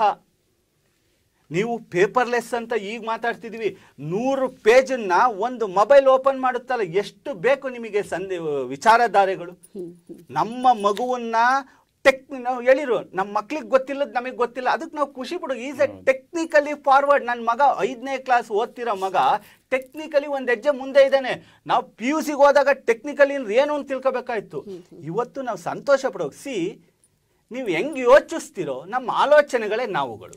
ನಿನ್ನ ಸದುಪಯೋಗಕ್ಕೆ ಬಳಸ್ಕೊಂತೀನಿ ಅಂದ್ರೆ ವರ. ಅದನ್ನು ಕೆಟ್ಟದಿಲ್ಲ ಅಂತಲ್ಲ, ನೀನ್ ನೀನೇನಪ್ಪ ಮಾಡ್ತಿದ್ದೆ? ಹಂಗಾರೆ ನಾವು ಹಳೆ ಕಾಲದಲ್ಲಿ ಟೆಕ್ಸ್ಟ್ ಬುಕ್ ಇದ್ವಲ್ಲ, ಅದ್ರಲ್ಲಿ ಏನು ಕೆಟ್ಟದ್ದು ಇರ್ಲೇ ಇಲ್ವಾ? ಮೊಬೈಲಲ್ಲಿ ಮಾತ್ರ ಕೆಟ್ಟದಿದ್ಯಾ? ಅಲ್ಲಿ ಅಶ್ಲೀಲ ಪುಸ್ತಕಗಳು ಇರ್ಲಿಲ್ವಾ? ಓದಾಕ್ ಬಿಟ್ರೆ ಓದ್ತಾನ. ಎಲ್ಲ ರೀತಿಯ ಪುಸ್ತಕಗಳು ಅವಾಗ್ಲೂ ಇದ್ವಲ್ಲ. ನಮ್ ಕಾಲದಲ್ಲಿ ಮೊಬೈಲ್ ಇರ್ಲಿಲ್ಲ, ನಾನು SLC ಇದ್ದಾಗ ಅವಾಗ ಪುಸ್ತಕಗಳೇ ಇದ್ವಲ್ಲ. ನಮ್ಮ ಅಪ್ಪ ಓದಕ್ ಬಿಟ್ಟಿರು ನನ್ನನ್ನ. ನೀವು ಕೈ ಬೆರಳಲ್ಲಿರುವಂತ ಜ್ಞಾನವನ್ನ ನೋಡಿ, ಕೈ ಬೆರಳಲ್ಲಿರುವಂತಹ ಗೈನಿಂಗ್ ನಾಲೆಡ್ಜ್ ಅನ್ನ ನೋಡಿ. ಅದು ಮಕ್ಕಳಿಗೆ ವರ ಆಗ್ತಾ ಇದೆ. ಖಂಡಿತ ಮೊಬೈಲ್ ಬಳಕೆ ಮಕ್ಕಳಿಗೆ ವರ. ಅದರಲ್ಲೂ ವಿಶೇಷವಾಗಿ ವಿದ್ಯಾರ್ಥಿಗಳು ಅದನ್ನು ಸದುಪಯೋಗ ಮಾಡ್ಕೊಂಡು ಅದ್ಭುತವಾದ ವ್ಯಕ್ತಿತ್ವ. ನಮಗೆ ಒಂದು ಎಕ್ಸಾಮ್ಗೆ ಪ್ರಿಪೇರ್ ಆಗೋದೇ ಗೊತ್ತಿರಲಿಲ್ಲ. ನೀನ್ ಎಲ್ಲಿ ಫೇಲ್ ಆಗ್ತೀಯ ಅಂತ, ಫೇಲ್ ಆದರೂ 100 ಜನ, ನೀನ್ ಎಲ್ಲಿ ಫೇಲ್ ಆಗ್ತೀಯ ಅನ್ನೋದು ಗೊತ್ತಾಗ್ತಾ ಇದೆ. ಈ ಆನ್ಲೈನಲ್ಲಿ ಎಷ್ಟು ಮಾರ್ಕ್ ಟೆಸ್ಟ್ಗಳು ಆಗ್ತಾವ್ರಿ. ಯಾರು ಮಾಡ್ತಿದ್ರು ಆ ಮಾರ್ಕ್ ಟೆಸ್ಟ್ಗಳನ್ನೆಲ್ಲ? ಮಾರ್ಕ್ ಟೆಸ್ಟ್ಗಳಿಂದ ಫೇಲ್ ಆಗಿ ಆಗಿ ಆಗಿ ಮಗು ಹೆಂಗ್ ಆಗ್ತಾ ಇದೆ ಅಂದ್ರೆ, ಈಗ ಕರೆಕ್ಟಾಗಿ ಹೇಳ್ತಾನೆ. ನೀನು ಈ ಕ್ವಶನ್ ಅಲ್ಲಿ ಬ್ಲೂ ಪ್ರಿಂಟ್ ಅಂತ ಒಂದು ಪಾಠದಲ್ಲಿ ಎಷ್ಟು ಅದನ್ನ ಕರೆಕ್ಟಾಗಿ ಹೇಳಿರ್ತಾರೆ. ಅದೇ ಕ್ವಶನ್ಗಳು ಫ್ರೇಮ್ ಮಾಡಿರ್ತಾರೆ. 10 ಜನ ಯೂಟ್ಯೂಬ್ಗೆ ಅಪ್ಲೋಡ್ ಮಾಡಿರ್ತಾರೆ. ನನ್ನ ವಿಚಾರಧಾರೆ, ಇವ್ರು ಸರ್ದು ನಿಮ್ದು ಎಲ್ಲಾ ವಿಚಾರಧಾರೆ ಮಗು ಪಡ್ಕೊಂಡು ಒಂದು ಮೂರ್ತ ರೂಪವನ್ನ ಪಡ್ಕೊಳುತ್ತೆ. ಹೌದಲ್ವಾ? ಅದೇ ಕ್ವಶನ್ ಪೇಪರ್ ಮಾಡಿಕೊಳ್ಳುತ್ತೆ. ಅದೇ ನೆಕ್ಸ್ಟ್ ಕರೆಕ್ಟ್ 10 ಜನ ಕ್ವಶನ್ ಪೇಪರ್ ನೋಡಿ ನಮ್ಮನ್ನು ಮೀರಿಸಿ ಅದೊಂದು ಕ್ವಶನ್ ಪೇಪರ್. ಅದು ಗೈನಿಂಗ್ ಅಲ್ವಾ? ಗೈನಿಂಗ್ ನಾಲೆಡ್ಜ್ ಅಲ್ವಾ? ಮೊಬೈಲು ಖಂಡಿತ ವರ. ದಯಮಾಡಿ ನಮ್ಮ ಹಳದಿ ಕಣ್ಣುಗಳಿಂದ ನೋಡಿ ಅದನ್ನ ಶಾಪ ಅನ್ಬೇಡಿ ಪ್ಲೀಸ್. ಕಣ್ಣಿಗೆ ಹಳದಿ ಬಣ್ಣ ಕಾಣ್ತಾ ಇದೆ ಅಂದರೆ ಕಾಮಾಲೆ ಕಣ್ಣಿಗೆ ಕಾಣೋದೆಲ್ಲ ಹಳದಿ ಅನ್ನೋ ಹಾಗೆ ಅವರವರ ದೃಷ್ಟಿಕೋನ ಹೇಗಿರುತ್ತೆ ಅಥವಾ ಅವರವರ ಅಭಿರುಚಿಗಳು ಹೇಗಿರುತ್ತೆ, ಆ ಒಂದು ಪ್ರವೃತ್ತಿಯ ಮುಖೇನ ಮೊಬೈಲ್ ವರನೂ ಆಗ್ಬೋದು, ಶಾಪನೂ ಆಗ್ಬೋದು ಅಂತ ಪ್ರಸನ್ನಕುಮಾರ್ ಸರ್ ಅವರು ತುಂಬ ಸೊಗಸಾಗಿ ತಿಳಿಸ್ಕೊಟ್ರು.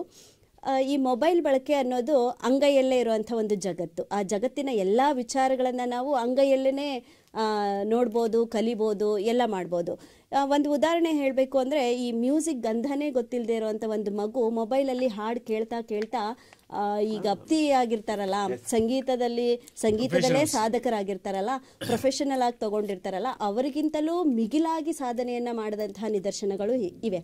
ಹಾಗೆ ಆ ಒಂದು ಕಲಿಕೆಗೆ ಒಳಪಟ್ಟಂಥ ಮಗು ಕಲಿತಾ ಕಲಿತಾ ಕಲಿತಾ ಮೊಬೈಲ್ಗೆ ಅಡಿಕ್ಟ್ ಆಗಿ ಮತ್ತೆ ಬೇರೆ ರೀತಿಯ ದುಷ್ಪರಿಣಾಮಗಳನ್ನು ಅನುಭವಿಸಿದ್ದು ಕೂಡ ಇದೆ, ನಿದರ್ಶನಗಳಿದೆ. ಹೀಗಿರುವಾಗ ಮೊಬೈಲ್ ವರದಾನಕ್ಕಿಂತ ಹೆಚ್ಚಾಗಿ ಶಾಪವೇ ಆಗಿದೆ ಅನ್ನೋದನ್ನ ಕಾವೇರಿ ಮೇಡಮ್ ಅವರು ಹೇಗೆ ಪ್ರಸ್ತುತಪಡಿಸ್ತಾರೆ?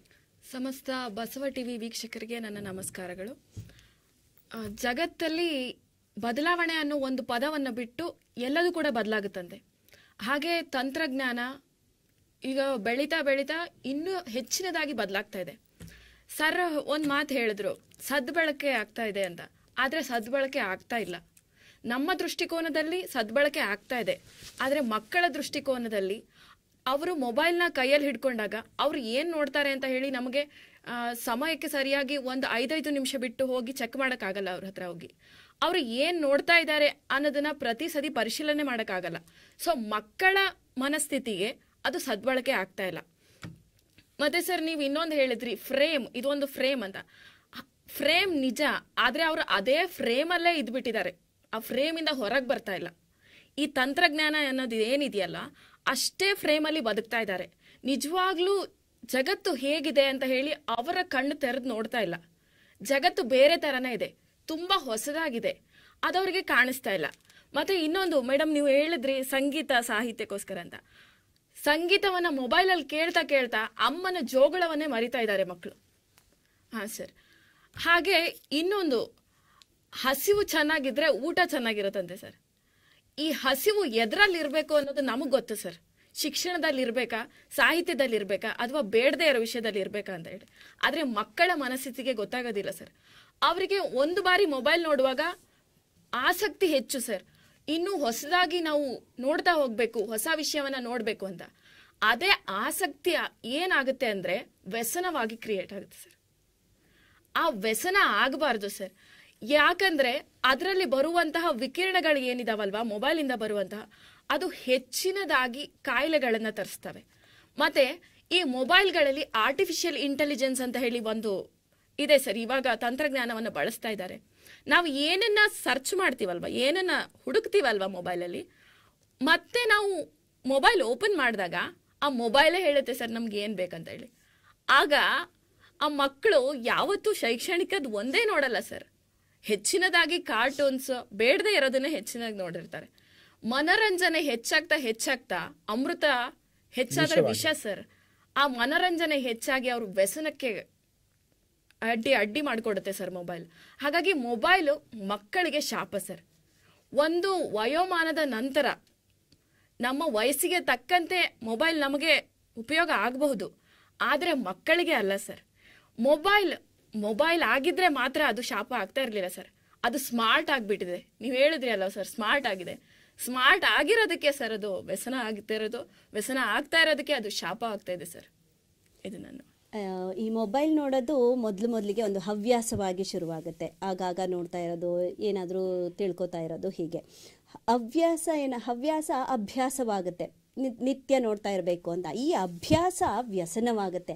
ಆ ವ್ಯಸನ ಕಾಲಾನಂತರದಲ್ಲಿ ದುಶ್ಚಟವಾಗುತ್ತೆ. ಯಾವ ರೀತಿ ದುಶ್ಚಟ ಆಗುತ್ತೆ ಅಂದರೆ, ಯಾವುದೋ ಒಂದು ವಿಡಿಯೋದಲ್ಲಿ ನೋಡಿದ್ದು, ಮಕ್ಕಳು ಈ ಆನ್ಲೈನ್ ಕ್ಲಾಸ್ ಏನು ಬಂತು, ಆನ್ಲೈನ್ ಕ್ಲಾಸಲ್ಲಿ ಮೊಬೈಲ್ನ ಹಿಡ್ಕೊಂಡು ಮೊಬೈಲ್ನ ಒಡನಾಟ ಹೆಚ್ಚಾಗಿದ್ದರಿಂದ ಹಲವಾರು ಮಕ್ಕಳು ಮೊಬೈಲ್ಗೆ ಅಡಿಕ್ಟ್ ಆಗಿಬಿಟ್ಟಿರ್ತಾರೆ.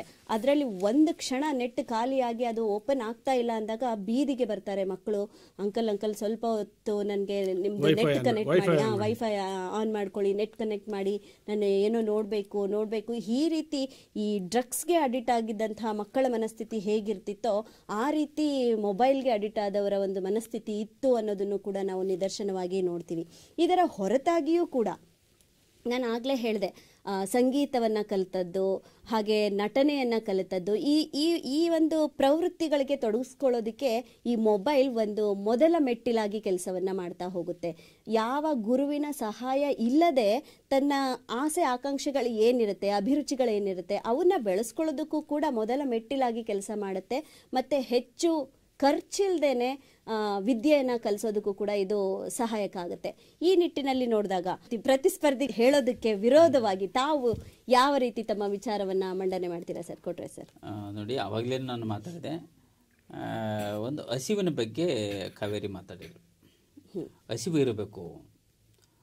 ಹಸಿವು ಯಾವ ರೀತಿ ಹಸಿವು ಬೇಕು ಅಂತ, ಹಸಿವು ಅನ್ನೋದ್ರಲ್ಲೇ ಎಲ್ಲ ರೀತಿ ನಮಗೆ ಅದು ತೆರಿತಾ ಹೋಗುತ್ತೆ. ನಮಗೆ ಜ್ಞಾನದ ಹಸಿವು ಬೇಕು.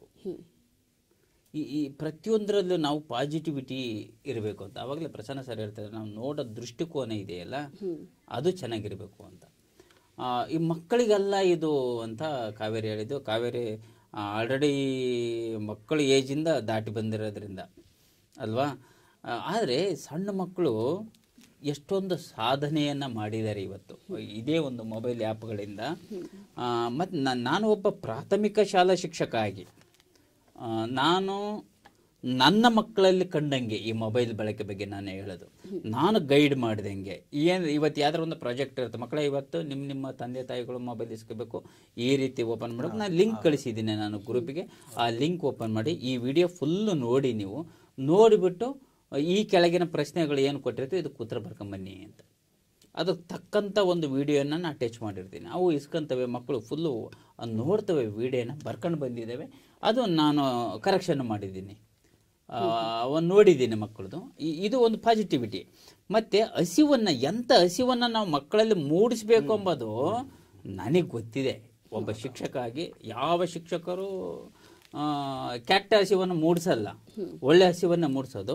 ಯಾವ ಪೋಷಕರು ಕೆಟ್ಟ ಹಸಿವನ್ನು ಮೂಡಿಸಲ್ಲ. ಎಲ್ಲ ಪೋಷಕರಿಗೂ ಒಳ್ಳೆ ಹಸಿವು ನಮ್ಮ ಮಕ್ಕಳಿಗೆ ಮೂಡಬೇಕು, ಜ್ಞಾನದ ಬಗ್ಗೆ ಅಂತ ಇರುತ್ತೆ, ಗೈಡ್ ಮಾಡ್ತಾರೆ. ಮಕ್ಕಳ ಕೈಲಿ ನಾವು ಮೊಬೈಲ್ ಕೊಡತ್ತಲ್ಲ ಅವು ಏನೇನೋ ಸರ್ಚ್ ಮಾಡ್ತಾವಂತ ಅಲ್ಲ. ನಾವು ಪೋಷಕರಾದರೂ ನಮ್ಮದು ಗಮನ ಇರಬೇಕು.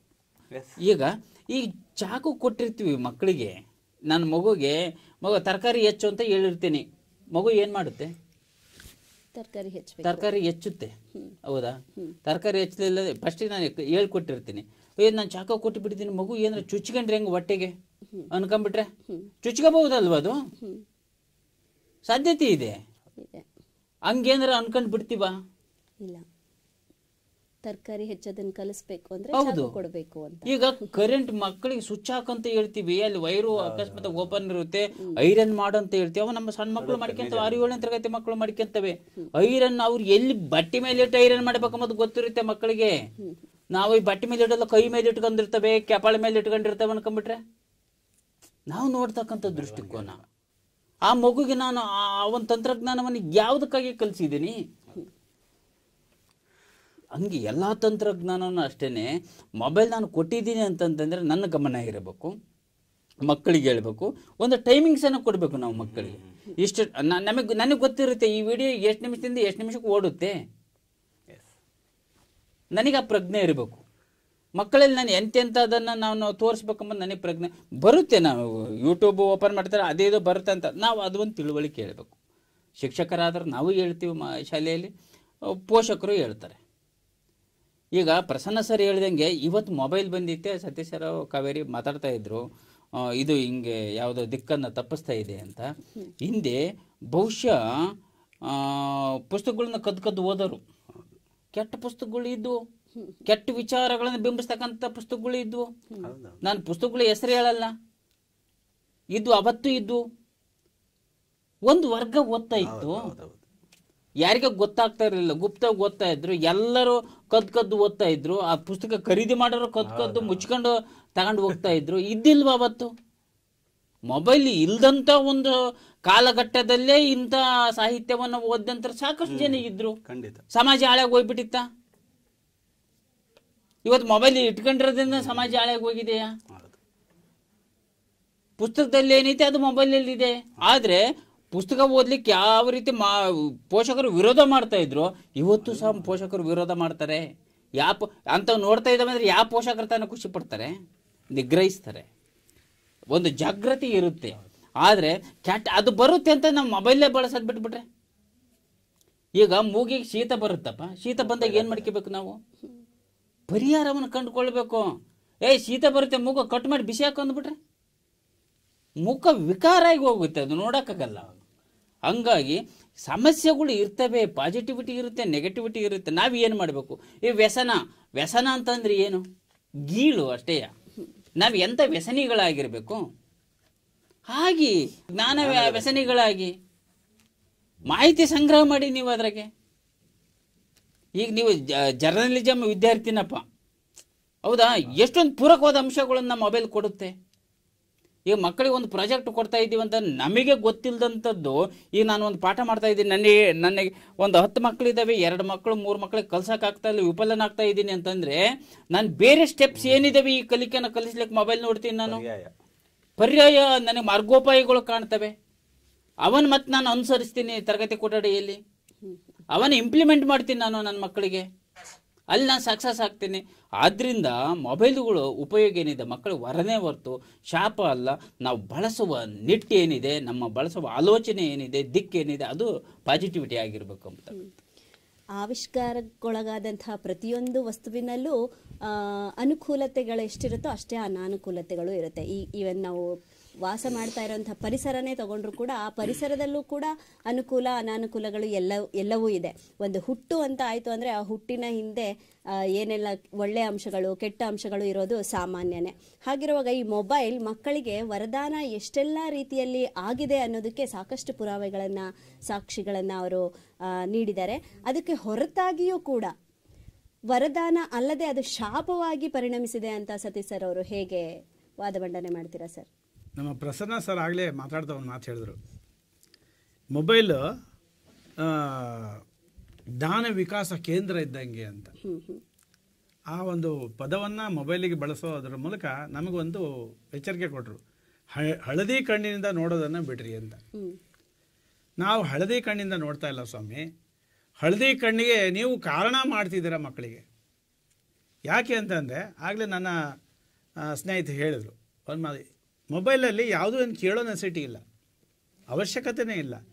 ಫೇಸ್ಬುಕ್ಕಲ್ಲಿರ್ಬೋದು ಅಥವಾ ಇನ್ಸ್ಟಾಗ್ರಾಮಲ್ಲಿರ್ಬೋದು ಅಥವಾ ಯೂಟ್ಯೂಬಲ್ಲಿರ್ಬೋದು, ಒಂದು ಸಲ ಅಪ್ಪಿ ನಮಗೆ ಬೇಕಾಗಿರ್ತಕ್ಕಂಥ ಯಾವ್ದಾದ್ರು ಒಂದು ಕೆಟ್ಟ ವಿಚಾರವನ್ನು ಟೈಪ್ ಮಾಡಿ ಅದನ್ನು ನೋಡಿಬಿಟ್ವಿ ಅಂದ್ಕೊಳ್ರಿ, ಆ ಮೊಬೈಲನ್ನು ಆ ಆ್ಯಪ್ಗಳಿಗೆ ನಮ್ಮ ಗೀಳು ಗೊತ್ತಾಗ್ಬಿಡ್ತಿತ್ತು, ನಮ್ಮ ಚಟ ಗೊತ್ತಾಗ್ಬಿಡ್ತಿತ್ತು, ಅದಕ್ಕೆ ತಿಳ್ಕೊಂಬಿಡ್ತಿದ್ದೆ ಇವನು ಇದರಲ್ಲಿ ಆಸಕ್ತನಾಗಿದ್ದಾನೆ ಅಂತ ಹೇಳ್ಬಿಟ್ಟು ನೆಕ್ಸ್ಟ್ ನಾನು ಮೊಬೈಲನ್ನು ಓಪನ್ ಮಾಡಿದಾಗ ಅದರ 10 ವಿಚಾರಗಳು, ಅದೇ ಥರದ 10 ವಿಚಾರಗಳು ಬರ್ತಾವೆ.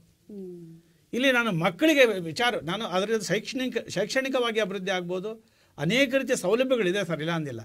ಇವತ್ತು ಜೊತೆಗೆ ಬರ್ತಿರ್ತಕ್ಕಂಥ ಹೆಂಡತಿ ಕಳೆದೋದ್ರೂ ಕೂಡ ನಾನು ಹುಡ್ಕೊಂಬಟ್ಟಿಗೆ ಹೋಗಲ್ಲ, ಮೊಬೈಲ್ ಕಳೆದು ಹೋಗಿ ಮೊಬೈಲೆಲ್ಲ ಬಿಟ್ಟು ಬಂದೆ ಅಂತಂದರೆ ನಾನೇ ಕಳೆದೋದಂಗೆ ಹುಡುಕ್ತಾ ಇರ್ತೀನಿ. ಆ ಮಟ್ಟಿಗೆ ಇದೆ ಇವತ್ತು ಅದರ ಗೀಳು. ಸಾರ್ವಜನಿಕರು ಎಲ್ಲರಿಗೂ ಕೂಡ ನನಗೂ ಸೇರಿ ಮಹತ್ವ ಹಂಗಿದೆ, ಅಷ್ಟು ಅದರ ಮಹತ್ವ ಇದೆ. ಆ ಮಹತ್ವನೇ ನಮಗೆ ಗೀಳು ಅಂತ ಪದ ಬಳಸ್ತಾ ಇದ್ದ ನಾನು.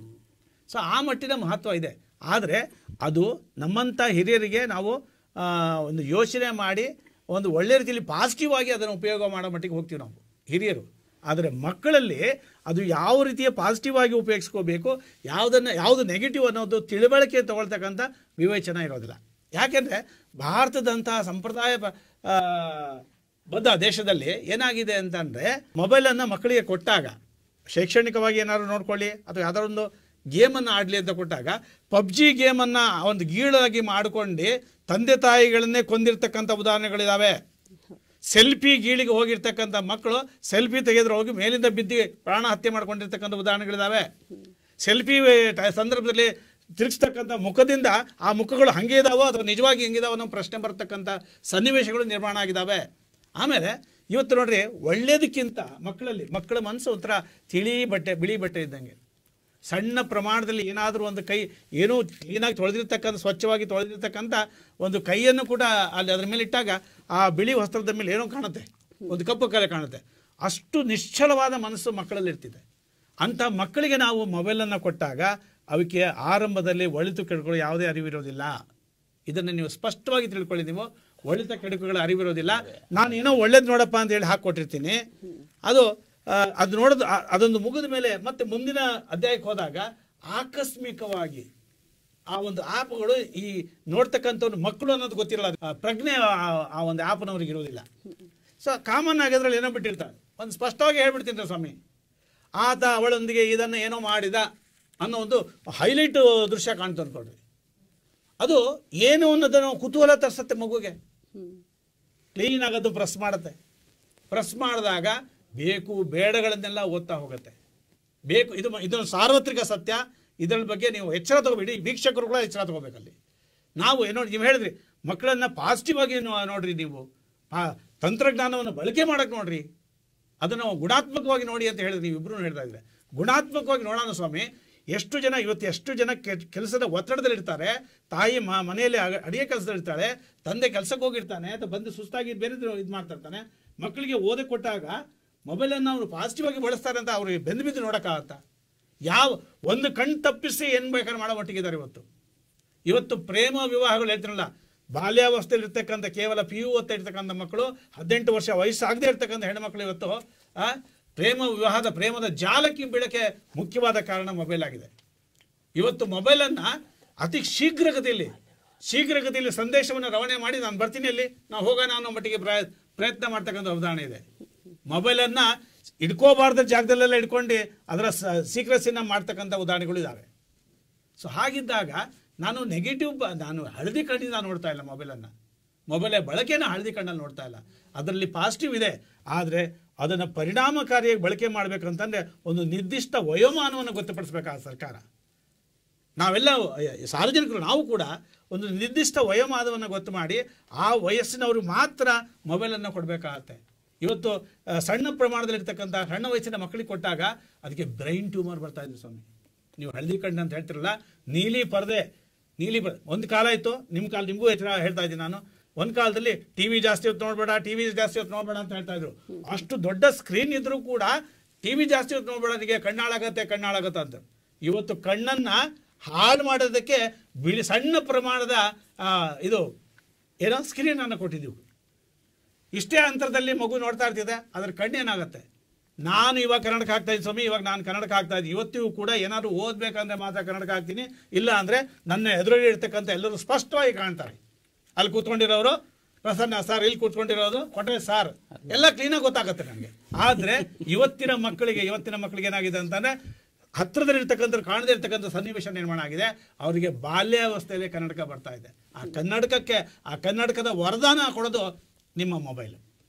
ಸೊ ಹಾಗಾಗಿ ನಮ್ಮ ಮೊಬೈಲ್ನ ಬಳಕೆ ಪಾಸಿಟಿವ್ ಆಗಿರ್ಬೋದು, ಆದರೆ ನೆಗೆಟಿವ್ ಎಫೆಕ್ಟ್ ನೋಡಿ. ಪರ್ಸೆಂಟೇಜಲ್ಲಿ ನೋಡ್ರಿ ನೀವು ಒಂದು ಅಂಕಿಅಂಶವನ್ನು ನೋಡೋಕೆ ಹೋದಾಗ ಗುಣಾವಗುಣಗಳನ್ನು ಮೊಬೈಲ್ನಿಂದ ಮಕ್ಕಳಿಗೆ ಆಗ್ತಕ್ಕಂಥ ಒಳಿತು ಕೊಡುಕುಗಳ ಪಟ್ಟಿಯನ್ನು ಒಂದು ಶೇಕಡವಾರು ಪರಿಶೀಲನೆ ಮಾಡಕ್ಕೆ ಹೋದಾಗ ಶೇಕಡವಾರು ಫಲಿತಾಂಶದಲ್ಲಿ ಗುಣಗಳಿಗಿಂತ ಅವಗುಣಗಳು ಜಾಸ್ತಿ ಇದ್ದಾವೆ.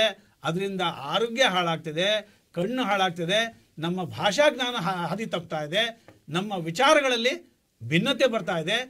ಅತ್ಯಂತ ಹೆಚ್ಚಾಗಿ ಅಪರಾಧಗಳು ಆಗ್ತಾ ಇದ್ದಾವೆ ಅಂತಂದ್ರೆ ಅದರ ಮೊಬೈಲ್ ಗೀಳಿಂದಾನೆ. ಹಾಗಾಗಿ ಅವಗುಣಗಳ ಅಂಕಿಅಂಶ ನೋಡ್ತಾ ಹೋದಾಗ ಪಟ್ಟಿಯಲ್ಲಿ ಅವಗುಣಗಳೇ ಜಾಸ್ತಿ ಆಗಿದೆ. ಇವತ್ತು ಏನಾದ್ರು ಕ್ರೈಮ್ ನಡೀತಾ ಇದೆ, ಸಣ್ಣ ಮಕ್ಕಳುಗಳು ಕ್ರೈಮ್ ಅಲ್ಲಿ ಇನ್ವಾಲ್ವ್ ಆಗ್ತಾ ಇದಾರೆ ಅಂತಂದ್ರೆ ಅದಕ್ಕೆ ಕಾರಣ ಮೊಬೈಲ್ ಗೀಳು. ಹಾಗಾಗಿ ಮೊಬೈಲ್ ಅಲ್ಲಿ ಶಾಪವಾಗಿ ಪರಿಣಮಿಸಿದೆ ಅಂತ ಹೇಳ್ತೀರಾ. ಮೊಬೈಲ್ ಬಳಕೆ ಯಾವ ರೀತಿ ಶಾಪವಾಗಿದೆ ಅನ್ನೋದನ್ನ ವ್ಯಕ್ತಪಡಿಸ್ತಾ ಆರೋಗ್ಯದ ಮೇಲೆ ಯಾವ ರೀತಿ ದುಷ್ಪರಿಣಾಮವನ್ನು ಬೀರ್ತಾ ಇದೆ ಅನ್ನೋದನ್ನು ಕೂಡ ಸತೀಶ್ ಸರ್ ಅವರು ಹೇಳ್ತಾ ಇದ್ರು. ಇದಕ್ಕೆ ತಮ್ಮ ಒಂದು ವಾದ ಏನು ಹೇಳ್ತೀರಾ ಸರ್? ಪ್ರಸನ್ನ ಸರ್, ಕೈಯಲ್ಲಿದ್ದರೆ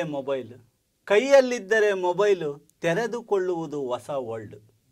ಬಳಸಿ ಬಿಡು ಅದಕ್ಕೂ ಇದಕ್ಕೂ ಒಮ್ಮೆ ಯೋಚಿಸಿ, ಏಕೆಂದರೆ ಒಳ್ಳೆಯದು ಕೆಟ್ಟದು ಅನ್ನೋದೆಲ್ಲ ನಮ್ಮೊಳಗೆ ಇಲ್ವಾ?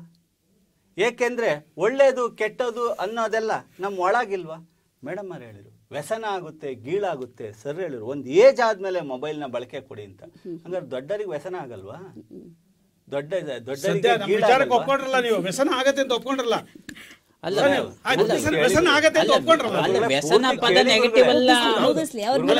ಗುರುಗಳೇ ಪೂರ್ತಿ ಅವ್ರಿಗಾಗಲ್ವಾ? ಹಂಗಾರೆ ಅವ್ರಿಗಾಗ್ಬೋದು, ಅವ್ರಿಗೆ ಸಮಸ್ಯೆ ಅಲ್ಲ, ಅವ್ರಿಗಾಗ್ಬೋದು. ಬೈಕು ಓಡಿಸ್ಕೆ ಅಂತ ಹೋಗ್ತೀನಿ, ಆಕ್ಸಿಡೆಂಟ್ ಆಗುತ್ತೆ ಅಂತ ಬೈಕೆ ಓಡಿಸ್ದೆ ಹೋದ್ರೆ ಮೊಬೈಲಲ್ಲಿ ತೊಂದರೆ. ಹಂಗಾರೆ ಅಪ್ಪನ ಕೆಲಸ ಏನು? ಹಿಂದೆ ಕೂತ್ಕೊಂಡು ಮಗು ಫಸ್ಟ್ ಗೇರಲ್ಲಿ ಹೋಗಮ್ಮ, ಲೆಫ್ಟ್ ಸೈಡಿಗೆ ಬಾರಮ್ಮ ಅಂತ ಹೇಳಿರ್ತಾನೆ ಅವನು. ಆಕ್ಸಿಡೆಂಟ್ ಇಲ್ದಲ್ಲೇ ಬೈಕ್ ಕೊಡ್ಸೋನು. ಮೊಬೈಲ್ ಕೊಟ್ಟಾಗಲೂ ನೀವು ಮಾಡ್ಬೇಕ್ರಿ. ಮೊಬೈಲ್ ಕೊಟ್ಬಿಟ್ಟು ನನ್ನ ಕೆಲಸ ನಾನು ಮಾಡ್ಕೊಂತೀನಿ ಅಂದರೆ ಹಂಗಾರೆ ಜವಾಬ್ದಾರಿ ಸರ್ಕಾರ ನಿಗದಿ ಮಾಡಬೇಕು ಅಂದರೆ ಹಂಗಾರೆ ನನ್ನ ಜವಾಬ್ದಾರಿ ಏನು? ಪೋಷಕರ ಜವಾಬ್ದಾರಿ ಏನು? ನನ್ನ ಒಂದು ಮಗುವನ್ನ ನಾನು ಸರಿಯಾದ ನಿಟ್ಟಿನಲ್ಲಿ ಕರ್ಕೊಂಡು ಹೋಗ್ಲಿಲ್ಲ ಅಂದರೆ ಸರ್ಕಾರ ಏನು ಮಾಡೋಕ್ಕಾಗುತ್ತೆ? ನೋಡಿ, ಮನುಷ್ಯನ ಅಸಾಮಾನ್ಯ ಬುದ್ಧಿಮತ್ತೆಯಲ್ಲಿ ಉಳಿದೆಲ್ಲ ಜೀವರಾಶಿಗಳಿಗಿಂತ ಭಿನ್ನವಾಗಿದ್ದಾನೆ. ಅದಕ್ಕೆ ಒಳ್ಳೆಯ ನಿದರ್ಶನ ಅಂದರೆ 21ನೇ ಶತಮಾನದಲ್ಲಿ ಆವಿಷ್ಕಾರವಾದ ಮೊಬೈಲ್. ಈ ಮೊಬೈಲಿಂದ ಎಷ್ಟು ಸಮಯ ಉಳಿತಾ ಇದೆ. ಒಂದು ಸಂದೇಶ ಒಂದು ಗ್ರೂಪಿಗೆ ಹಾಕಿದ್ರೆ ನಮ್ಮ ಸ್ಕೂಲಲ್ಲಿರೋ 50 ಮಕ್ಕಳಿಗೆ ಮೆಸೇಜ್ ಹೋಗುತ್ತಲ್ರಿ. ಒಂದ್ಸಲ ನಾಳೆ 9 ಗಂಟೆಗೆ ಶಾಲೆ ಬಾರಪ್ಪ, 50 ಜನಕ್ಕೆ ನಂಗೆ ಕರೆಯೋಕ್ಕಾಗದ? ನಾಳೆ ಸ್ಪೆಷಲ್ ಕ್ಲಾಸ್ ಅಂತೀನಿ. ಇದು ಪಾಸಿಟಿವ್ ಅಲ್ವಾ?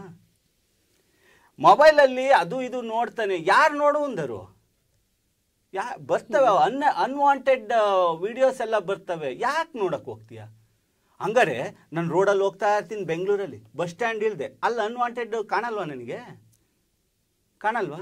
ಯಾವುದೋ ಪಾರ್ಕಿಗೆ ಹೋಗ್ತೀನಿ, ಅಲ್ಲಿ ಅನ್ವಾಂಟೆಡ್ ಥಿಂಗ್ಸ್ ಕಾಣಲ್ವಾ? ಹಂಗಾರೆ ಪಾರ್ಕಿಗೆ ಕಳ್ಸೋದು ಬೇಡವಾ ನಾವು? ನೀವು ಬರೀ ಮೊಬೈಲಲ್ಲಿ ಮಾತ್ರ ಏನು ಮಕ್ಕಳನ್ನ ಹಾಳು ಮಾಡೋದಿದೆ ಅಂದರೆ ಉದ್ಯೋಗ ಮಾಹಿತಿಯನ್ನು ಯಾರು ಕೊಡ್ತೀರಾ? ಯಾರು ಜವಾಬ್ದಾರಿತ ಅಂತೀರಾ? ಒಂದು ದೊಡ್ಡ ಯುವ ಸಮುದಾಯ, 30% ಆಫ್ ಪಾಪ್ಯುಲೇಷನ್ ಒಂದು ಯುವ ಸಮುದಾಯ ಇದೆ. ಅದಕ್ಕೆ ಜಾಬ್ ಮೆಸೇಜನ್ನ ನೀವು ಯಾರು ಕೊಡ್ತೀರಾ? ಆ ಕೆಲಸ ಮಾಡ್ತಿರೋದಕ್ಕೆ ನಾವು ಬೇಷ್ ಅನ್ಬೇಕಲ್ವಾ?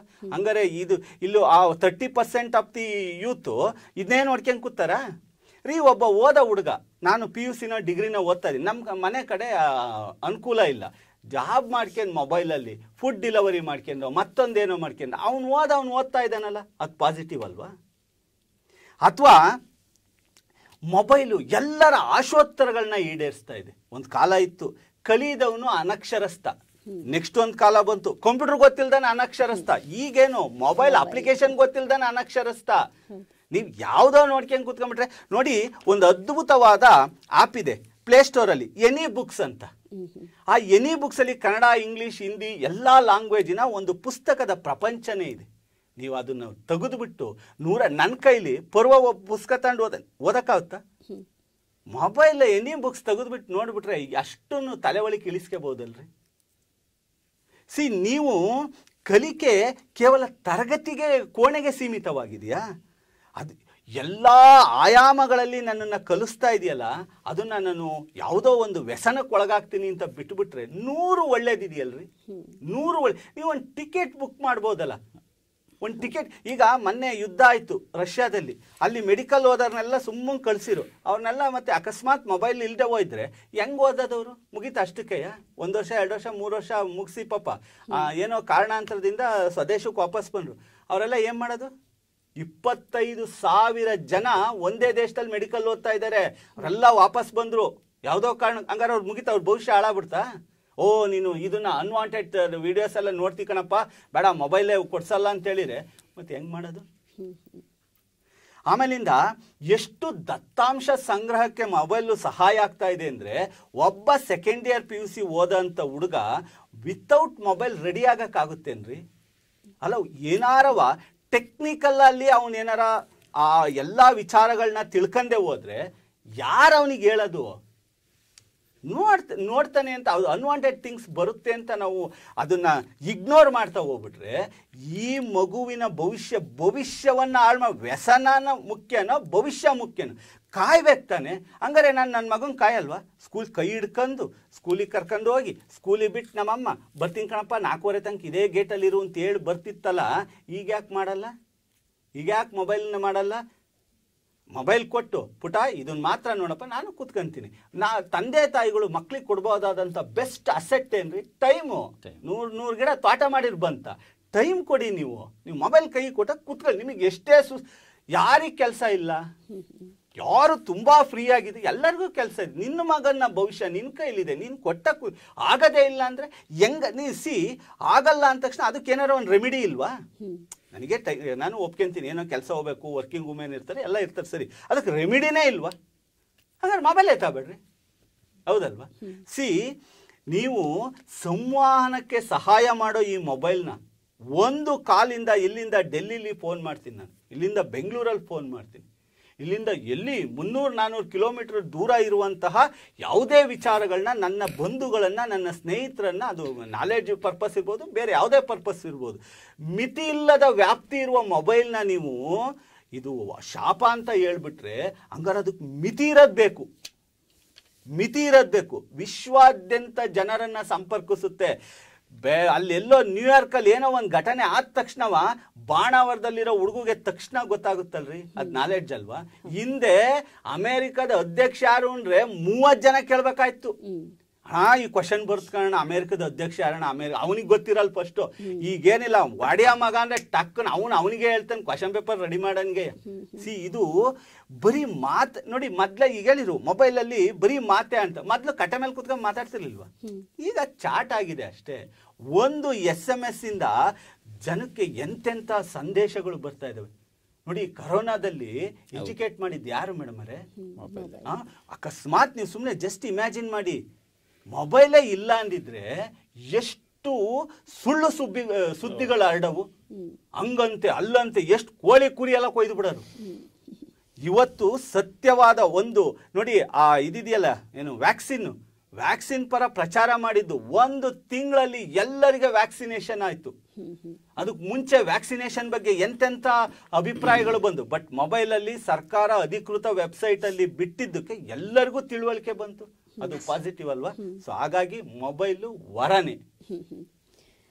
ಯಾವುದೋ ಒಂದು ಹಣ್ಣಿನ ಬುಟ್ಟಿಯನ್ನು ನಾವು ತಗೊಂಡಾಗ ಆ ಹಣ್ಣಿನ ಬುಟ್ಟಿನಲ್ಲಿ ಯಾವುದೋ ಒಂದೆರಡು ಕೊಳೆತ ಹಣ್ಣಿದೆ ಅಂತ ಹೇಳಿಬಿಟ್ಟು ಅದು ಕೂಡ ಹಣ್ಣೆ ಅಂತ ತಿನ್ನೋನು ಮೂರ್ಖ. ಆ ಹಣ್ಣನ್ನು ತೆಗೆದಾಕಬೇಕು, ಒಳ್ಳೆ ಹಣ್ಣನ್ನಷ್ಟೇ ಆಯ್ಕೆ ಮಾಡಿ ತಿನ್ನಬೇಕು ಅನ್ನೋಂಥ ಪ್ರಸನ್ನ ಕುಮಾರ್ ಸರ್ ಅವರ ವಾದ ನಿಜಕ್ಕೂ ಮಹತ್ವಪೂರ್ಣವಾಗಿತ್ತು.